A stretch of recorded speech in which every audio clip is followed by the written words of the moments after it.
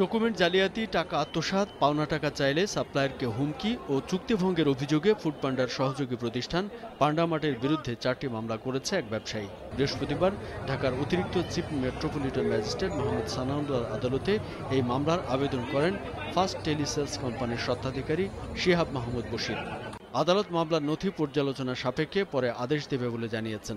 মামলায় অভিযুক্তরা হলেন পান্ডা মার্টের কো ফাউন্ডার ও ব্যবস্থাপনা পরিচালক সৈয়দা আম্বারিন রেজা, জুবাইর সিদ্দিকী, পরিচালক Mohammad Tabrez Khan, senior manager Mohammad Sajidul Haque, head of category Dilara Faruk ও executive category management director Mohammad Tauqir.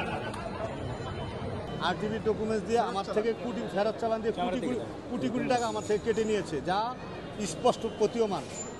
তাদের সাথে আমার এগ্রিমেন্ট হয়েছে যে বিজনেস যদি ক্লোজ করা হয় 2 পক্ষ 3 মাস আগে জানানো হবে, 2 পক্ষ 3 মাস আগে চিঠি দেওয়া হবে। কিন্তু তারা আমাকে কোনো চিঠি পিঠি না দিয়ে তাদের জন্য যে আমার স্টক করা পণ্য, বিদেশ থেকে আমদানি করা পণ্য, সবগুলো পণ্য, যেহেতু তাদের সাথে আমি ফ্রোজেন আইটেম নিয়ে বিজনেস করি, তাদের সাথে আমার বিভিন্ন ক্যাটাগরি নিয়ে বিজনেস আছে, তারা আমাকে কোনো কিছু এগ্রিমেন্ট চুক্তি ভায়োলেশন না করে তাদের জন্য স্টক পণ্য এনে আমার গোডাউনে কোটি কোটি টাকা পণ্য নষ্ট হয়ে গেছে।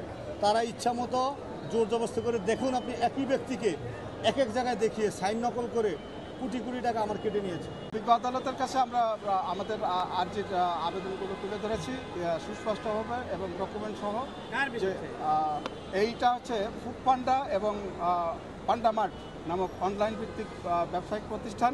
এই প্রতিষ্ঠানের মালিক হচ্ছেন সৈয়দা আম্বারিন রেজা সহ ওনার স্বামী সহ মোট 6 জন আসেন। এবং এই কোম্পানি ওনার বাবা ছিলেন হচ্ছে বরিশাল 6 আসনের সাবেক আওয়ামী লীগ সরকারের সংসদ সদস্য এবং মা ছিলেন বরিশাল জেলা পরিষদের চেয়ারম্যান। ইনারা সাবেক ফ্যাসিস্ট মন্ত্রীদের সাথে যোগসাজশে তাদের ছত্রছায়ায় এই ফ্যাসিস্টদের দোসর হিসাবে এই কোম্পানিগুলোর সাথে বিভিন্ন ধরনের প্রতারণা, জালিয়াতির মাধ্যমে তারা যে আমাদেরকে অর্থ আত্মসাৎ করেছে, সেই অর্থ আত্মসাতের স্পেসিফিক ডকুমেন্ট সহ আমরা বিজ্ঞ আদালতে আজকে আমার বাদীর 4টি মামলা করেছি। 4টি মামলার শুনানি আনতে বিজ্ঞ আদালত সন্তুষ্ট হয়ে বলছেন যে উনি পর্যালোচনা করে আদেশটা দিবেন। বর্তমানে আদেশটা পেন্ডিং আছে।